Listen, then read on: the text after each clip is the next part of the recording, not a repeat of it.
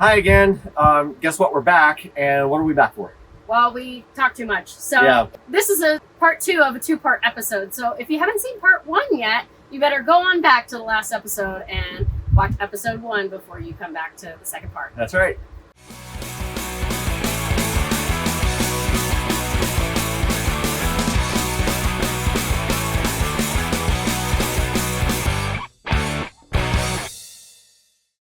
Of course, when we combine these two things, you can't have a team without the handler and the dog. So that's obviously kind of the next category. And now, depending on the organization, I feel like the team category changes the most, or what is sort of intended to be the team category in a way.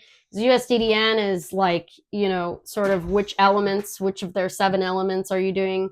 I don't want to get too deep into the rules because those are easy for you guys to read rather than us going over them. It'll take forever. But, then UFO's kind of team category is more sequence and flow.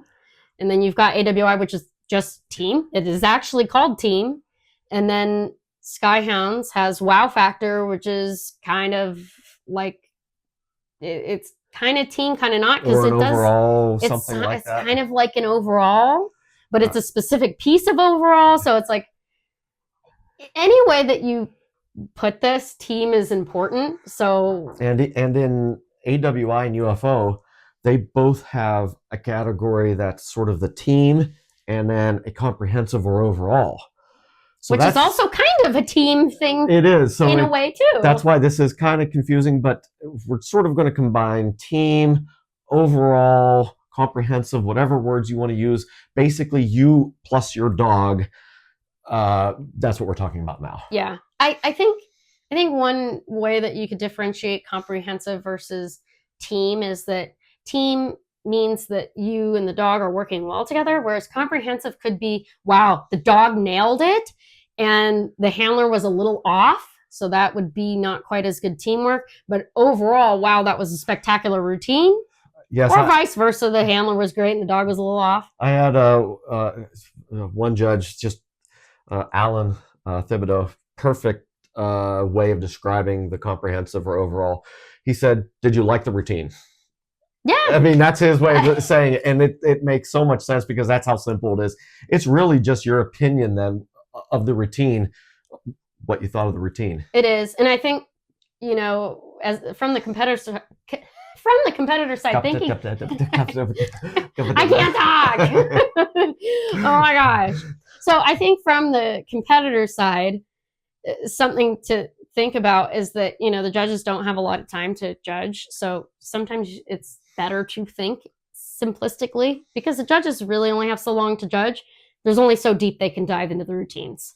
They can't count that you had 7 grips and the other guy had 8 and, this and that. They can kind of give you a general, they could rank you, but it's really difficult to dive into all the very, very deep specifics of the routine. So I think that's a really great point to kind of, as a competitor, when you're considering how judges judge, think a little bit simplistically, because that's mostly all the time judges have. Right. So anyway, so kind of back into team. What makes a good team? What makes good teamwork? For me, I think the first thing is flow, which we've already talked a little bit about that. And it is just that whenever you're out there with your dog, it just looks seamless. And the clunkiness and those kinds of things just aren't there. And your routine is tight. So your transition between moves, between sequences, between throws, all of those things just look like it just all goes so naturally.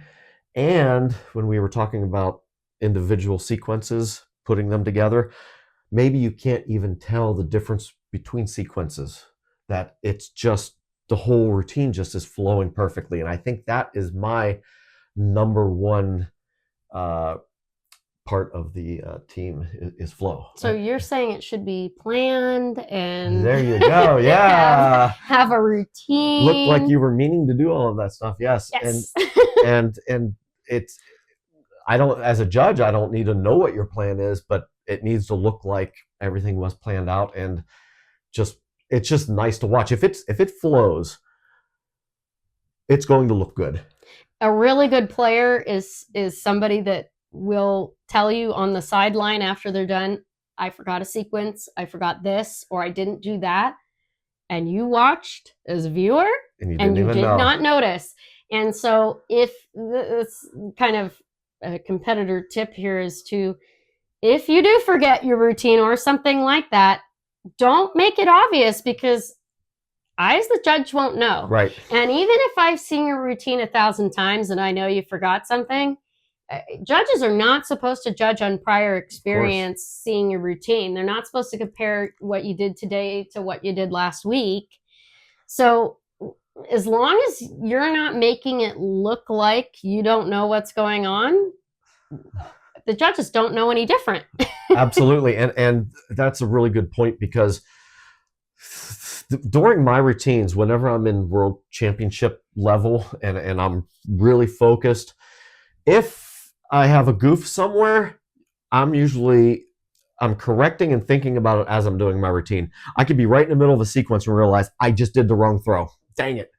And then but I got to continue. I'm going to finish the sequence, but I'm thinking, okay, I didn't do my throw or my trick I really want to do. Okay, I'm going to throw it later in my routine. I'm going to add it to the end of the sequence. I'm thinking of it as I'm doing it, and yet I'm doing all of my tricks and all my throws and everything. You wouldn't even know that this is all going through my head, because I'm multitasking. If you can't multitask, then you can't do freestyle, because that is really what you're doing. Yeah, freestyle is a lot of multitasking. Now, it's very difficult to do the kind of thing I'm describing, but it just gives you an idea of the level of where your mind can go in freestyle as a competitor, of what you're trying to do on the field, which is you don't let anyone know you're making any mistakes. If you are making mistakes, if you forgot something or whatever, how many times, especially newer competitors, you'll see them, I forgot what I was doing. Like, they say it out loud to the judges or whatever. Which is fine if you're not really worried about the score. And of course, when you're new, it's not like you have expectations. I've seen people just suddenly stop out there and just like freeze. And they don't know what to do. Just don't do it. Yeah, just make a long throw and think of something to do, or repeat a sequence or something if you have to. Right. It's better than being. Believe me, having the deer in headlights. Right, it'll look good as long as you keep going. Absolutely. No, I totally agree. I mean, the judges, they don't know what they don't know unless you show them. So that's, and a lot of what you were saying about the skill of being able to kind of think about that during your freestyle, that comes with experience. That's, nobody new just shows up knowing how to do that. A lot of it is, just experience. And one of the ways to get experience in doing that is I would challenge people to go try to do just a wing it freestyle at the park and try to make it a presentable freestyle. Or, start with just a couple general ideas and then try to create something on the fly. Mm-hmm. Because if you're able to do that in practice as like a practice drill, if you forget something at the competition, then, you're kind of able to make it look good on the fly. Yep. So, like I said, most of it just comes from experience, though, just doing it over and over and over. And, I always like to write my routines down personally, but that's a whole different tangent. That's a different podcast. That is a different podcast. How we build our routines, or what we, absolutely. That's a whole different one. Absolutely. Now, there's something else that I see as teamwork, is like the connection between you and the dog. And that can go so many different directions as a judge. When I'm watching a routine, how am I seeing a connection? Well, I can tell you a few things that I do that I'm not even consciously doing some of these things, but I know that they show teamwork. So, for example, when I do a dog catch, I always hug and smooch my dog, virtually every single one of them, unless it's maybe I'm doing a couple dog catches back to back or something like that. Then it would maybe on the last one is when I'll give them a good hug. At the end of the routine, virtually always finish my routine with a dog catch. And you're similar. You like to finish like that. Dog catch is just really a nice finishing move. I mean, that's just. And what else to show the teamwork? You're with your dog, holding them. They're holding the disc, and maybe wave to the crowd or whatever. That kind of thing is really nice. So I like to see that kind of stuff, but also even just whenever you're If you're out there and you're making your medium and long throws and you're connecting with the dog and you're hitting them in stride, that's a connection. It's like you and the disc and the dog are all connected. And I feel that maybe more than any of it during my routine is those throws when I'm hitting them, boom, boom, and every single throw, they're just nailing the catch, and my throw's right where I want it, and they look good. That is a connection thing, and that's a teamwork thing as well, that we're just playing so well together. Absolutely. I think another kind of piece of teamwork is, we talked a little bit about difficulty, and so I don't want to dive too deep into the difficulty conversation, but to kind of make it equal on both sides, to make things difficult for the dog, difficult for the handler, and you guys kind of showing at the same level. So like for an example, so if you show just the dog doing an over, like let's just say over the back or something. So like the dog does a back over and you just toss it and the dog jumps huge and is beautiful. It's really kind of showing mostly the dog's ability. It's not so much showing the handler or the teamwork. If you do like a difficult throw, like maybe a unique grip or a unique release, and the dog goes over you, but maybe the over is not so pretty, then it's kind of a human move.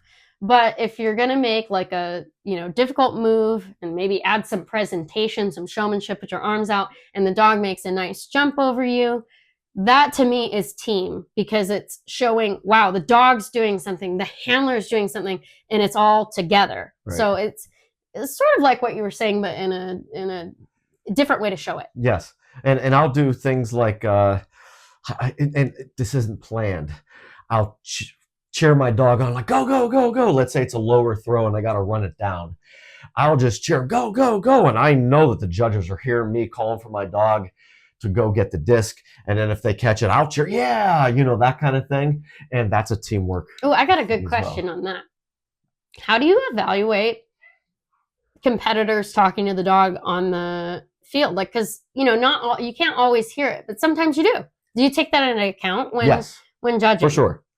For sure. It's just like if a dog catches a disc and growls and shakes it, I can hear that. And I'm going to consider that kind of a positive thing, as long as it doesn't slow the routine down, like they're sitting there chewing on it. But if they're coming back and they're shaking it and growling, I see that as a good thing. Like they like the disc. They're really having fun. And then if I hear the handler do something, I'm not expecting to hear the handler, but if I do, as long as it's positive and good, I'm going to think that's a good thing. And it's part of the routine.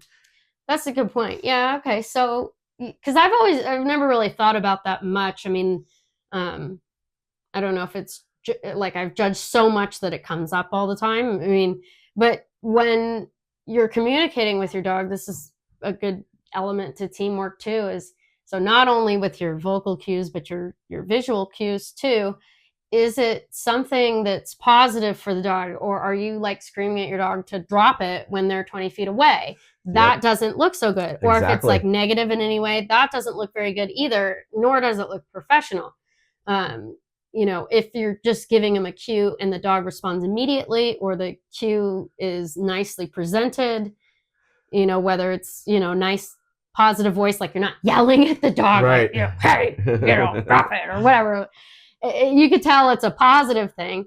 That adds to the teamwork and the professionalism. Absolutely. Yes, I totally agree.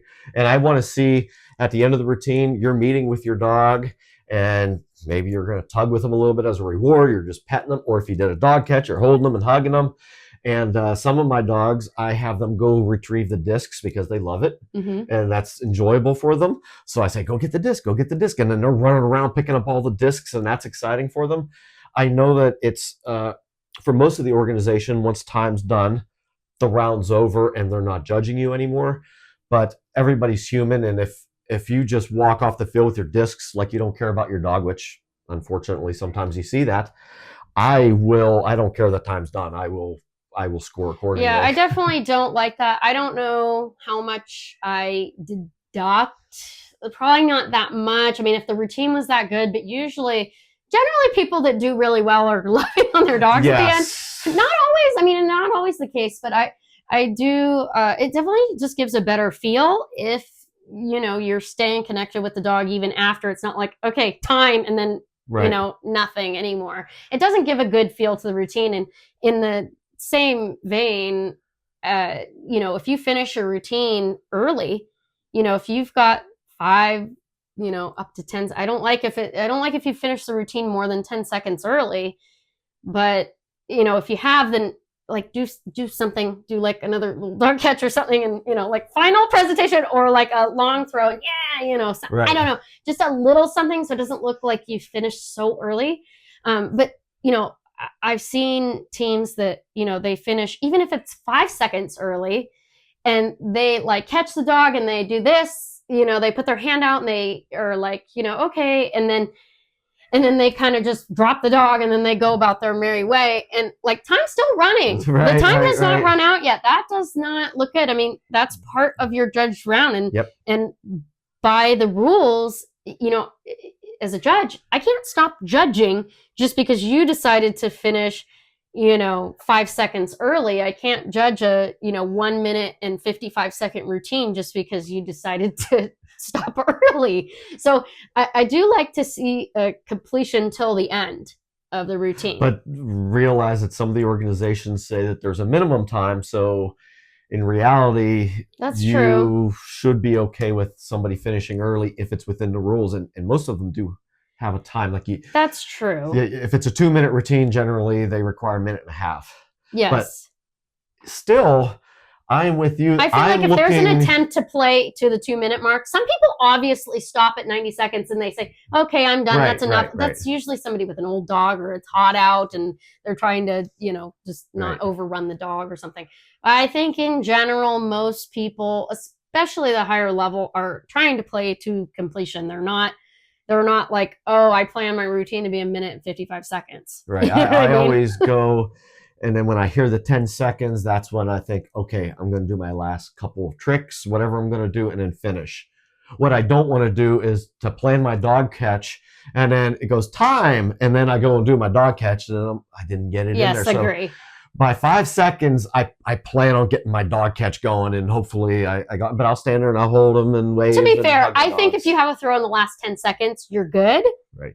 But I think if the time's still running, I wouldn't drop the dog, start picking up discs. I would, present your arms, give a finish, and then you could put your dog down. Maybe you're tugging, you can pet them, make some kind of connection with the dog at the end to show that you're still connecting. It's still part of the play. It's not finish. You know what I mean?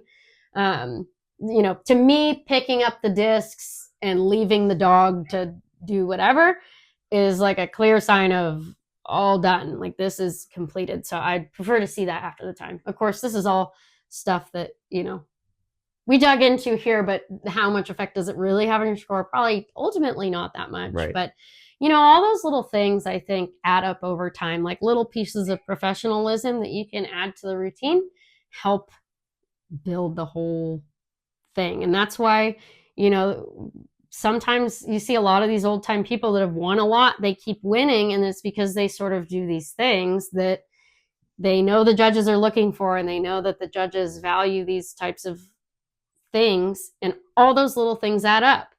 And so something I kind of wanted to bring up that's a little bit outside of the team, but just in general, is that, we talked about the judges' bias and those types of things affecting the scoring. Certain judges really are looking for certain particular things. And if, you finish early, maybe a judge is really concerned about that. So, that's always, you kind of want to, if you want to have long-term success, as far as the freestyle scores go, knowing all those little nuances is very beneficial to you. Yes, absolutely. Of course. So figuring out what those are and making sure you're playing in a way that doesn't, showcase anything bad. Yes. Does that make sense? Yep. Okay. So is there anything further that you wanted to say about team? No, I think we're ready to move on. Yeah, I think this last category now, not more important than the dog, but I think in some ways it is the most influential category to everything. Mm-hmm. And this is, I think, maybe the most controversial one Yes. is the catch ratio or the success category. It's one of those types of, it's, certain, the only one that actually has catch ratio put into your freestyle, like calculated by the number, is USDDN. I don't remember if UpDog does it or not. I believe it does.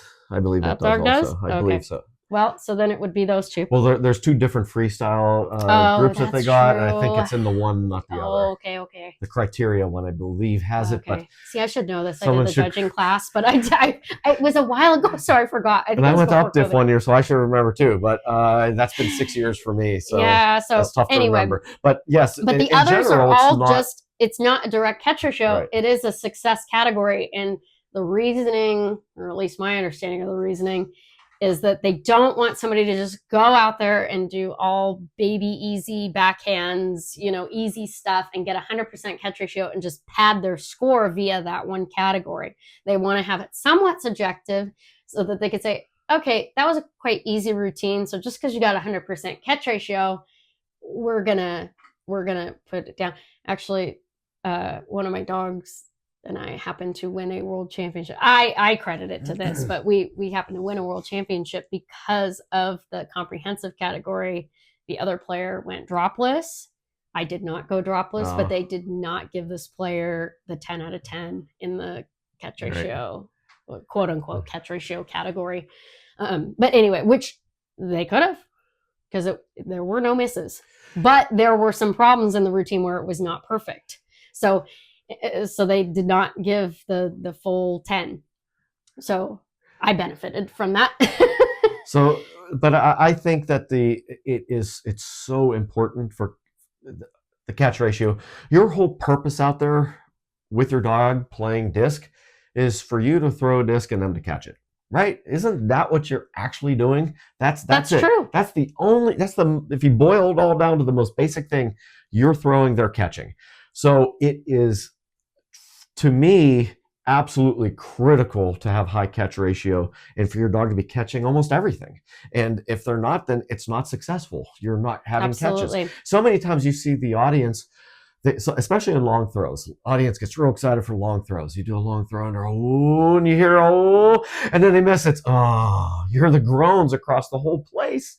And there's a reason for that. Now, I'm not going to be groaning whenever I'm watching because that's not sportsmanlike, of course. Yeah, but if you're just a spectator. But a spectator doesn't know. It's an entertainment thing. I mean, it's exciting, and it's like watching any other sport where they're supposed to do something. But whenever they catch, it's right, exactly, and everyone gets excited. Well, that's what makes it so exciting. Because you know what? If all the dogs caught everything, well, then it wouldn't be as exciting. I mean, that's part of the excitement. That's what makes the catching so amazing. Yes. Is that sometimes they don't catch it. So when they do catch it, it's really spectacular. So this Disc Dog Pod episode is brought to you by me. And take it from me, if you want to learn how to win, and if you want to win the right way, do it the way I did it. I learned from her. You can go to flyingcanines.com to check out all of my online courses and learn everything about disc dogging. So I think one of the biggest controversial areas with catch ratio is that when somebody does a highly difficult routine, but the catch ratio isn't there and they don't get scored very high, you kind of hear it a lot from those competitors that they, well, I did more difficult things, so I should get scored higher. And maybe somebody that has an easier routine got scored high. And most of the time, it's not somebody that went out and did a very, very easy routine that gets scored super high. I don't think that actually happens in practice very much, but it's kind of talked about like it does. But in reality, it doesn't happen too often, right? Right. My crazy haircut, I think it doesn't happen that often. And, I used to be in that category of people that would say, well, I'm doing more difficult stuff. And, so the catch ratio isn't as high and I should still be scored higher because I'm attempting difficult stuff. And while that's great that you're attempting difficult stuff, as a judge, when you're watching it, if you're only watching what the player and dog do in front of you, you're not evaluating what they've done in practice or what they did the last several competitions. So if you miss it, I as a judge see that as you cannot complete this. So just because you can attempt it does not mean that you can complete it. And anybody can attempt anything. And it's a failed attempt. It's a failed attempt. So anybody can have a failed attempt. That's why catch ratio is so important, because it differentiates and it gives you an objective view of what somebody can or cannot do.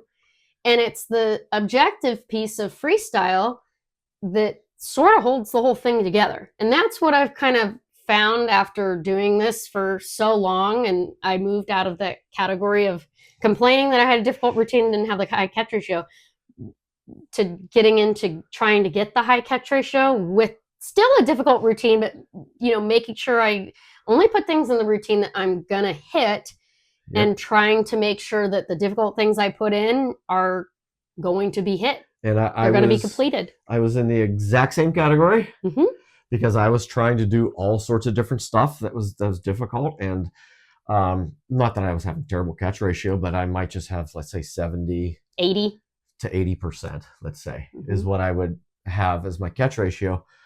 So what I did, and what I would suggest for people to do that are in a similar situation is, well, I fixed my problem. And how do you think I fixed my problem? Do you know? The catch ratio? Fixing it? Yeah. How did I fix my catch ratio? How did I fix the throwing better? I learned how to throw better. Yeah. And you know how I did that? And that was by doing thousands and thousands upon thousands of reps of everything. One little tiny thing I would work on, just like a little movement with the disc in my hand, I would do that over and over. And I would do it until my hands hurt.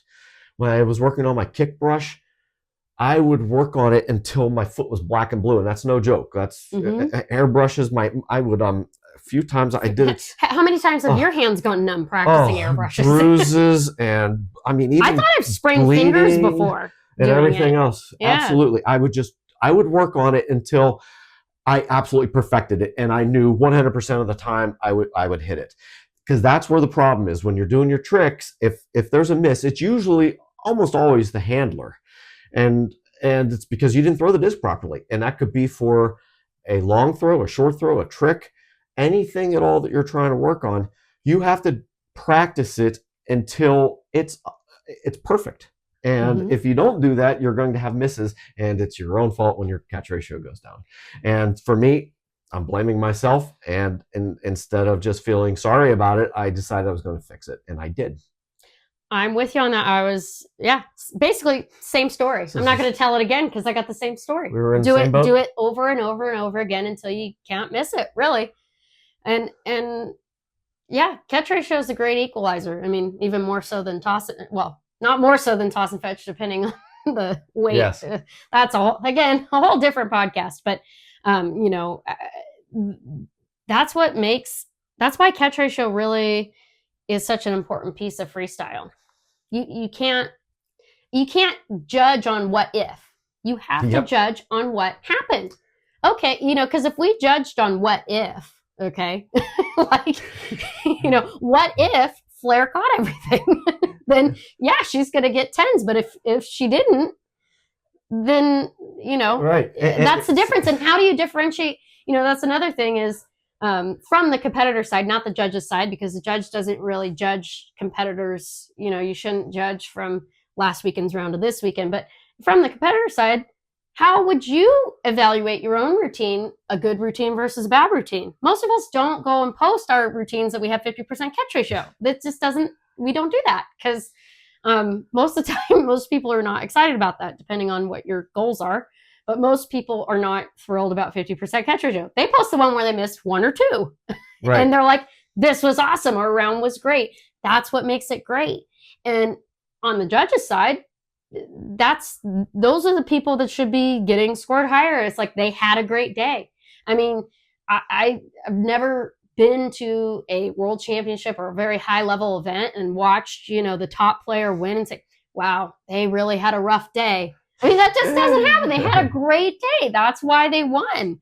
And if we only base it off of, what everybody attempted to do and what if, you'd have the same people winning every time. That's what makes it the sport. That's what makes it the game. And I just can't say enough about how important catch ratio is. and honestly, kind of a great category. I mean, Right. It's objective. It's the one objective piece of freestyle that everybody complains. Freestyle's subjective, and we all have the biases and this and that, and our perspectives are all different, and all of this, not catch ratio. Right. Catch ratio is the objective piece of freestyle that ties it all together. Absolutely.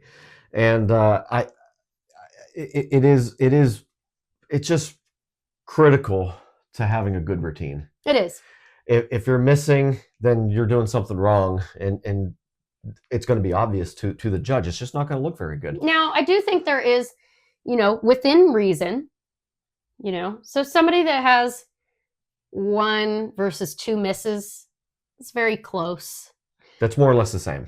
It's more or less the same. Now, when you're talking somebody that has 4, 5 misses versus somebody that had 2, I think that's quite a big difference. Starts separating. And one way to view this, and it's sort of dependent a little bit on how many throws that you have in the routine, but if you're 90 percentile or higher, or 90% in your routine to catch ratio, that's great. If you're 80 to 70%, you're leaving it wide open. You're leaving it up to the judges to make choices about, well, it was good, but it wasn't that good. It was good, but it wasn't the best. And if you don't push and be like, if you're 90% and I'm, if I'm judging a routine that had 90% catch ratio, wow, they did their best. I'm going to give them the highest score that I can give them because they accomplished all that they set out to do that day. Whereas if you're like 80 and lower, you really leave it up to the judge. Well, the dog showed a lot of drive, so I could give a few points here, but the throws were off, so I got to take some points down here, and you allow it to get convoluted. And so one of the things that I've really strived for as a competitor is to be what I call undeniably good. And that means you went out there and you showed all of the elements that you needed to show, your human skills, your dog skills, your teamwork, and you got the catch ratio, which seals the deal and does not really leave any room for the judges to say, yeah, that wasn't that good though. Right. That was something I've said a lot of times about my own personal performances in freestyle, is that I want the judge to have no choice but to give me a good score. Yeah, I absolutely agree. It doesn't even matter if they don't like my routine, but if they see I got really difficult throws, they see my dog's running really fast, and they're catching everything, you just don't have a choice. That's exactly right. No, that's exactly right. I mean, and I've been on the judging side where I've watched routines and I'm like, I think there's places that they could improve, but, and there's personal things that, maybe I liked or didn't like, but as a judge and not being biased, I got to give them the high score when they really nailed it all. Right. And so I was just going to probably kind of tie it all up, at least in my mind, with this category. If you think it's controversial and you don't agree that it should count as much as it does, think of any other sport, pretty much. I mean, there might be some odd sport out there where close matters, like I forget the one that they love in Canada. Curling.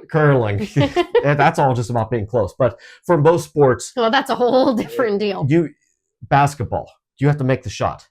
Football, you have to catch the ball or run the ball. You have to score. Baseball, you have to hit the ball. These are all very you do or things. Do not. Yeah. You either do or you don't, and it doesn't matter how cool it was. It doesn't matter how great the throw looked in football. A quarterback threw a 75-yard throw in the air, but no one caught it. It doesn't make any difference. It's a 0. And that is how I see this sport. If you want it to be a sport, if you just want it to be an art form exclusively, then that's a completely different thing. But we don't call this disc. It's not dog dance. So that's another thing is, it's got to be, the discs need to be caught.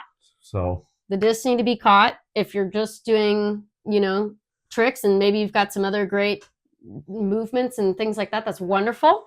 And that's perfect for dog dance. And dog dance elements go in great to disc dog freestyle as long as you add in the disc piece. And it's a beautiful additive to disc dog freestyle, but the discs have to be caught. Right. And all other disc sports, it's the same thing. It's only if the disc is caught like in ultimate or in disc golf if you score the basket.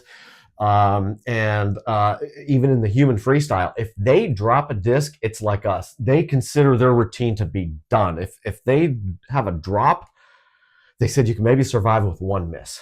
Mm-hmm. But if they got 2 or 3, you could just forget it. You're not winning. Mm-hmm. So take that as it is. Yeah. It's a disc sport. Yeah, and it makes it, that's part of the challenge. And it doesn't matter how good you are. Everybody can have multiple misses. Nobody goes out there and goes dropless every time, right? Or even one miss. It's a challenge to do.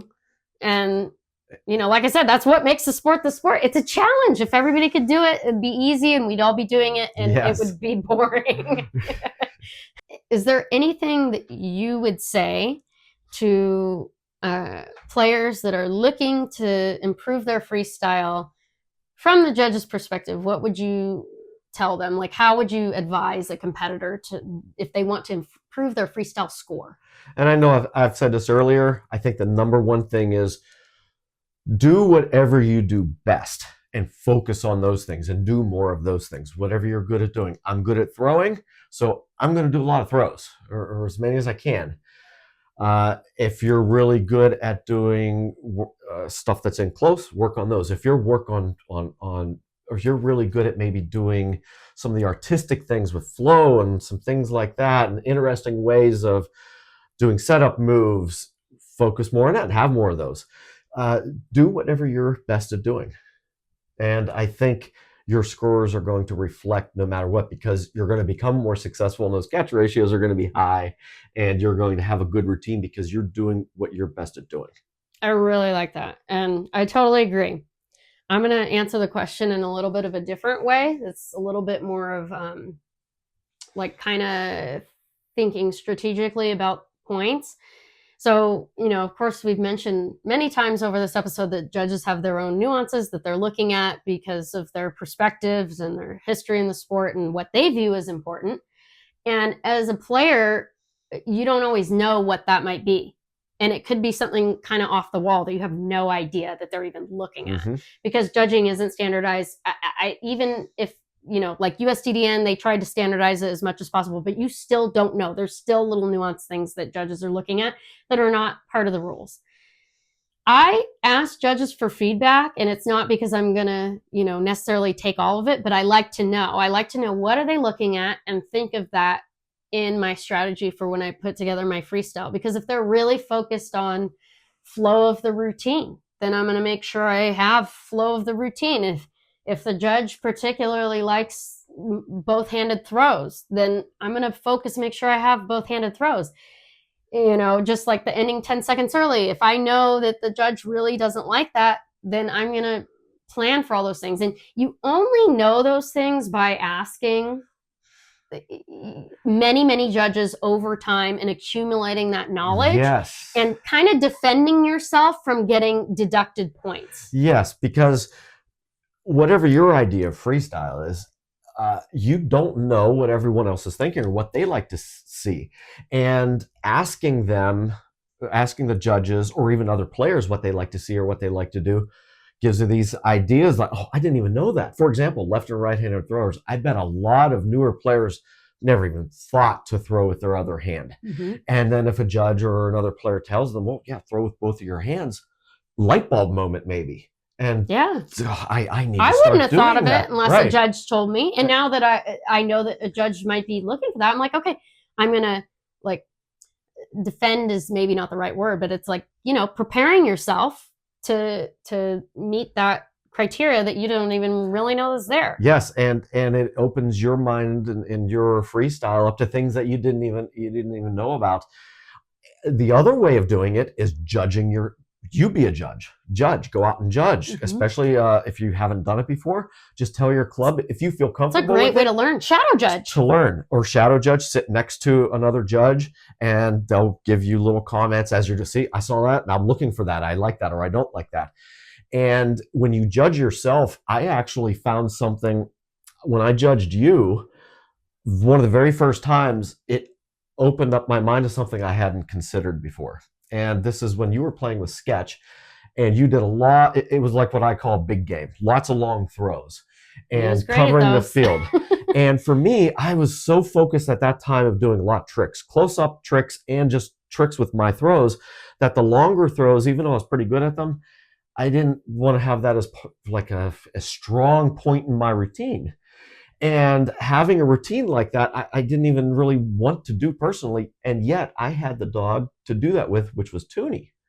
So when I saw your routine, and I mean, I'd seen it a bazillion times, of course, but I was now critiquing it. Yeah, it's a whole different thing to watch as a viewer or a competitor and an audience member, spectator, versus judging. Judging hat is a whole different deal. And so whenever I saw you with your routine, I'm like, I love this now. This is what I want to do. It gave you an idea for your other dog. Yes, and I completely in the future. Instead of trying to do all these little tricks with her, which she was no good at doing, didn't have any interest in doing, I decided I'm going to do that routine. And I changed everything, my whole mindset, and now I've opened my mind up to everything basically at that point. Because as soon as I did that, I decided, you know what, I want to keep a much more open mind. That things that I thought maybe I didn't care about or didn't like, maybe I'm going to like at some point in time. Or they apply to a certain dog. Right. Another thing is that I don't do overs. I just don't enjoy doing them myself. However, when I see somebody else do them, I like them, and I judge them high, and I enjoy them. But me personally, I had no desire in doing overs. I did some early on, maybe, but I don't do them anymore. It's not saying I never will do them, but just because I don't do it just does not mean I'm not going to appreciate it and judge it high. Absolutely. Absolutely. And kind of, not to repeat over and over, but, to your point about expanding your mind as a judge and, asking for feedback, it opens your mind, whether or not you use that information then or you never use it. It's better to know and not use it or not apply it than to not know at all and be totally in the dark. Right. If you're closed-minded, everyone would agree that's not good. Yeah, it's better to have the knowledge that you could use it. So I think ask for feedback. Ask judges, Sit in the judge's chair, see how it's done, because it is a totally different thing to judge versus just watching as a player or spectator. And you will have a new appreciation for judging, because it's not easy. No, it's not. Especially when I go out and do it, I try to just pour everything into it. My focus is the person on the field with their dog, and I want to give them every bit of my brain power at that moment. I don't care about anything else in the world, just this person on the field with their dog, and that's all of my focus is there. You do that round after round after round, it becomes mentally exhausting. It is not easy. And thank your judges as much as you can. Mm-hmm. I always try to thank them after competitions. They've all heard it from me. Thank you very much for coming out and judging. We appreciate it. Whether I've did good that day or didn't do good that day, I always have to thank them and tell them that I appreciate the work they've done. And my experience with just other judges, or even when I've asked judges, most of them are extremely optimistic. I don't think I've ever had a judge that's looking to deduct points from people. They're always looking to find ways to give you as many points as they can. I've never really found a judge to be out to get people, like in a bad way. Right. I really do think judges try to give you all the points they can. They just need to see it. It needs to be clear to them.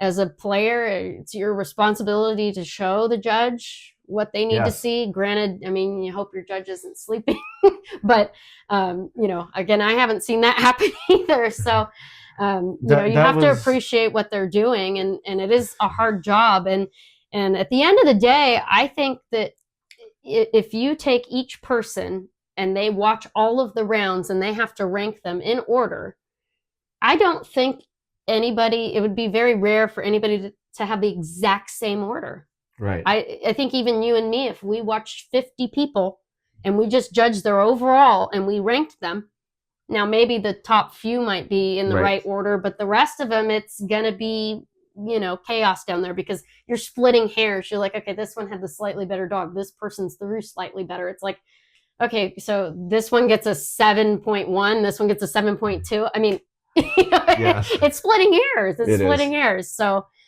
that's another consideration when judging too, is, the judge's brain power. At some point, the brain can't handle doing so much splitting hairs, and they only have so much time to judge the rounds. When you do ask a judge, don't expect them necessarily to have information for you right away. They might need to go back and look at notes, or they might have, here's the way I do it. If you want to ask me about your score or what I thought, I'm not going to remember everything about your routine.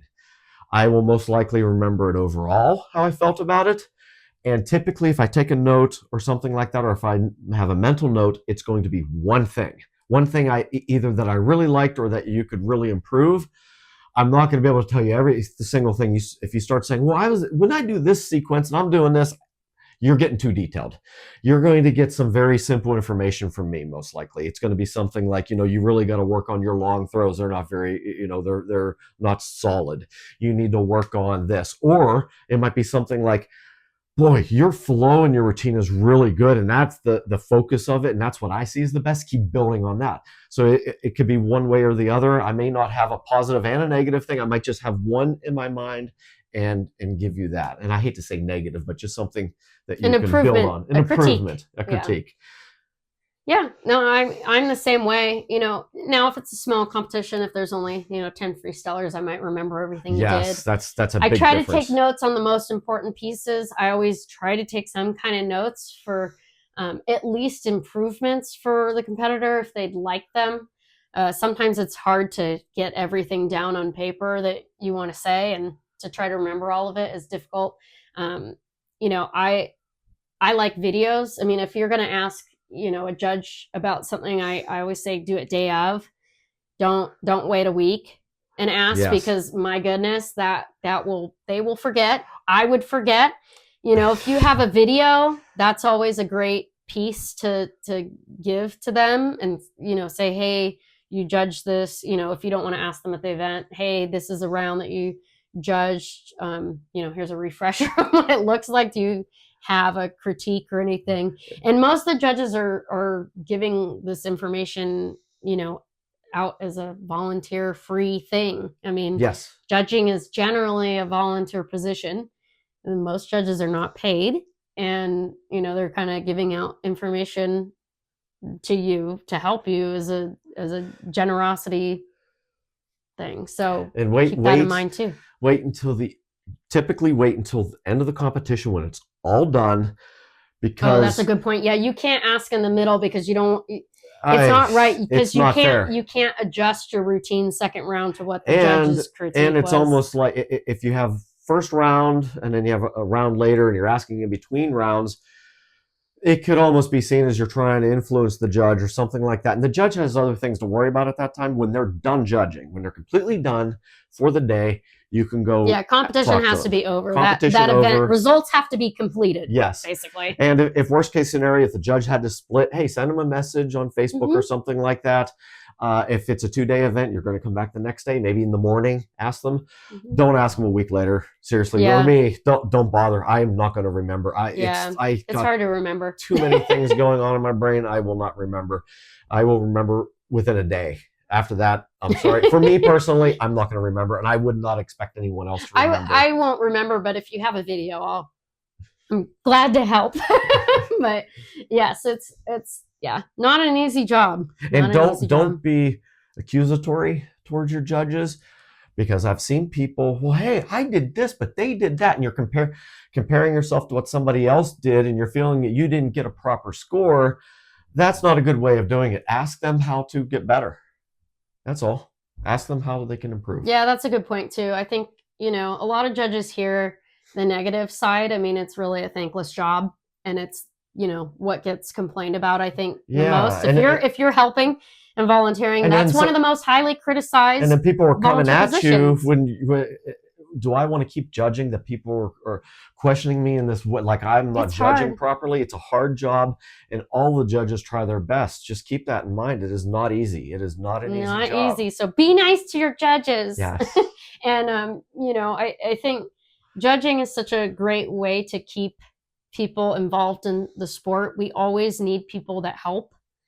Not everybody can compete. Of course, that's, why we're all here. We all love playing with the dogs, but we do need people to judge. Yes. And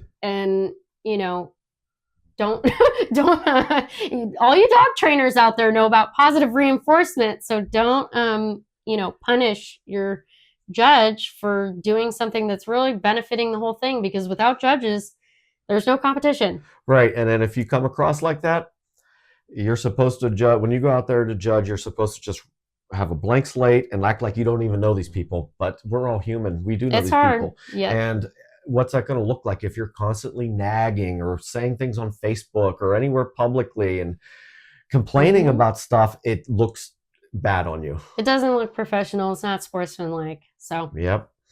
Anyway, we should end on a little bit more positive note. Is there anything that we didn't cover here that we wanted to cover today? Because honestly, we could talk hours and hours about judging. My positive thing to end this is that if you want to learn more about judging, you want to try it, go to your club. If you know us and we're at an event that we're running, that we're involved with, come talk to us and say, hey, we want to judge something, or we want to learn how to judge. You can shadow with somebody.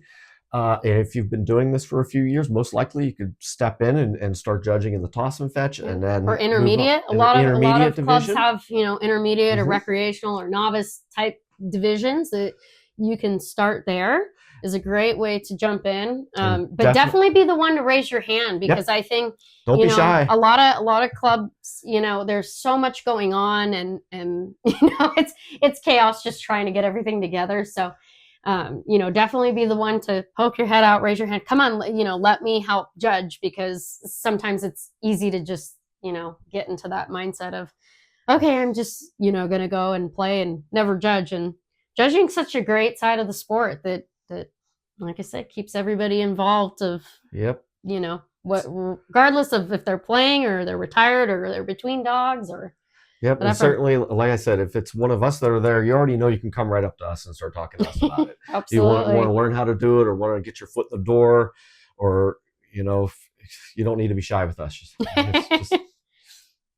I think that pretty much wraps it up. I think our question really is just to leave it open. What questions or comments do you guys have about judging? What's your experiences? Mm-hmm. So leave that in the comments below. Let's start a little judging discussion. Don't get heated. Don't get crazy. And then that's what we have for you. That's right. And remember, it's all about the dog. That's right. That's absolutely right. See you next time. Guys.